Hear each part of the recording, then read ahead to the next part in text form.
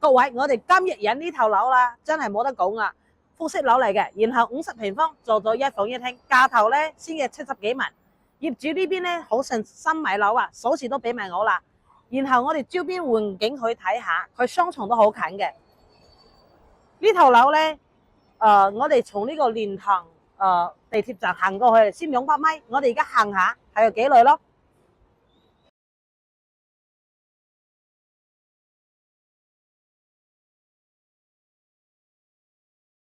咧用咗3分鐘行到呢個樓盤樓下啦，我哋而家上去睇下呢套房嘅裝修係點樣嘅。好啦，我哋而家到咗呢間屋裏面啦，可以睇到呢個層高係幾舒服嘅，有4.5米左右。我哋呢套房咧係做咗2層，但係呢2層嘅空間都係好舒服嘅。我睇下而家佢嘅格局係點樣嘅。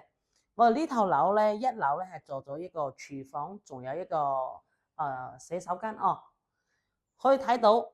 呢邊呢後房啊，實用真係幾實用嘅。